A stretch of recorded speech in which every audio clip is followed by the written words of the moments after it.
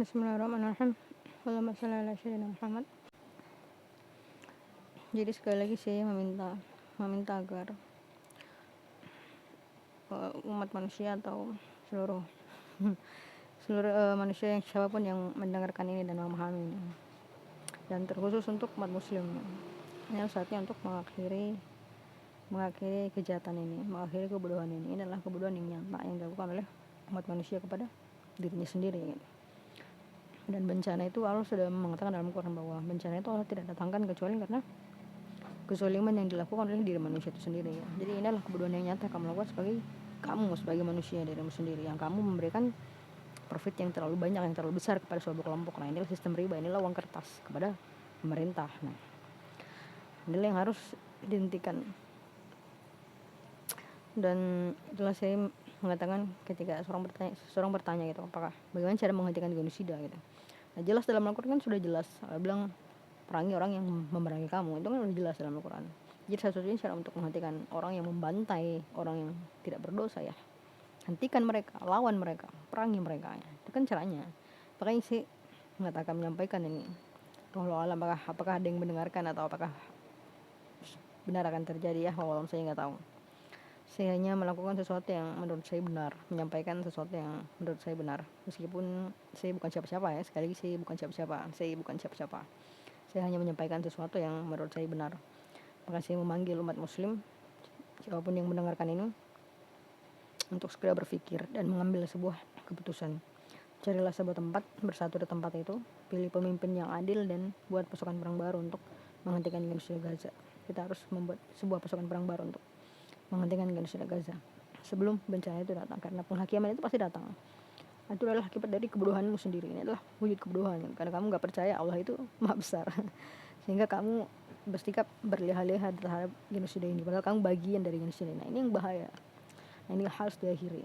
Dan saya meminta agar pasukan perang atas nama umat muslim di seluruh dunia yang memahami dan mendengar ini untuk segera mengambil sebuah keputusan dan membuat sebuah pasukan perang baru untuk menghentikan genosida Gaza ini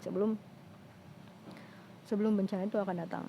Dan itu wallahu alam, pasti Allah maha adil, dan ketika usaha yang setara dengan yang kita lakukan untuk menghentikan ini, yang setara itu adalah pasukan perang. Sekali lagi, yang setara itu adalah pasukan perang. Karena itu akan menjadi nggak seimbang ketika kamu memberikan makan ke warga Gaza, tapi kamu menyumbang profit ke sebuah pemerintahan yang bangun senjata untuk mematikan. Jadi terbagi dua, dan terbagi dua ini berat sebelah, satu makanan, satu senjata. Nah, ini berat sekali, hisapnya itu bakal berat. Salah satu cara untuk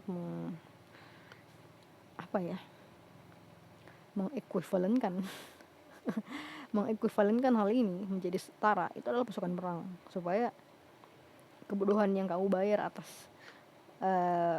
keberlanjutan dari sistem yang jahat ini, dari orang tua dulu kita yang melakukan hal yang salah dengan ini. Nah, inilah yang harus dibayar dengan pasukan perang. Saya berharap agar pasukan itu segera muncul, dimulai dari Gaza. Kita kan selalu memulai dari tempat-tempat suci gitu, tempat yang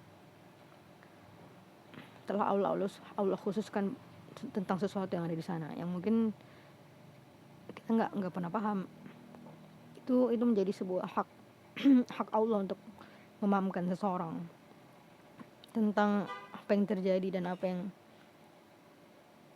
spesial dari tempat-tempat itu. Tapi itu adalah sebuah tempat di mana ketika kamu menjaga tempat itu dari hal-hal yang akhirnya melanggar Al-Quran seperti pembantaian ini, nah itulah yang menjadi kewajiban kamu untuk memulai dari situ, untuk menjaga agar Al-Quran itu tegak dimulai dari tempat-tempat suci itu. Nah, inilah menjadi laksa yang sekarang ini dirusak. Makanya sekali lagi ya, ketika bencana itu datang, jangan pernah menyalahkan Tuhanmu, jangan pernah menyalahkan Tuhanmu atau siapapun. Kamu hanya harus menyalahkan dirimu sendiri, karena kamulah yang bersikap bodoh, memberikan keuntungan yang terlalu besar, profit yang terlalu besar pada sebuah kelompok melalui sistem riba yang dibangun oleh Zionis laknatullah ini. Inilah ekonomi genosida yang dibangun oleh Zionis melalui uang kertas dan US dollar. Ini harus dihentikan. Kalian gak bisa membangun hubungan ekonomi dengan sebuah pemerintah yang membawa senjata untuk menindas orang lemah. Itu gak bisa. Jangan lakukan itu. Dan jangan dengan bodohnya memberikan profit kepada musuhmu sendiri. Kebodohan yang nyata. Kenapa kamu memberikan profit keuntungan untuk musuhmu sendiri? Jelas-jelas nyata ya musuhmu. Dan ketahuilah bahwa musuh yang paling besar yang kamu hadapi adalah orang-orang yang melanggar Al-Quran, karena kamu adalah pemegang Al-Quran, penerima Al-Quran. Maka ketika mereka melakukan dosa yang ada hukumannya dalam Al-Quran, nah itu harus ditindak sesuai hukumannya. Al-Quran harus tegak. Jadi Islam itu bukan berarti semua non-muslim akan disiksa, enggak ya, sama sekali enggak. Enggak, karena dalam Al-Quran itu jelas nggak ada paksaan dalam agama, nggak ada paksaan dalam agama. Tapi hukum-hukum tertentu seperti pembunuhan, pencurian, itu udah ada aturannya yang sudah dicontohkan Rasulullah. Nah ini harus tegak.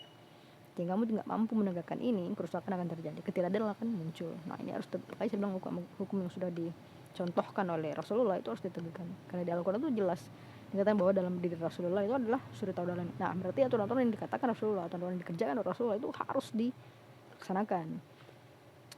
Makanya apa yang dilakukan Rasulullah harus ditegakkan, termasuk dalam hukum-hukum dasar yang sudah dicantumkan dan bahwa itu nggak boleh dilakukan. Salah satunya adalah pembunuhan dengan pengambilan nyawa manusia dengan cara yang tidak benar, seperti yang sudah Gaza saat ini. Nah, ini harus dihentikan. Ya, Allah alam.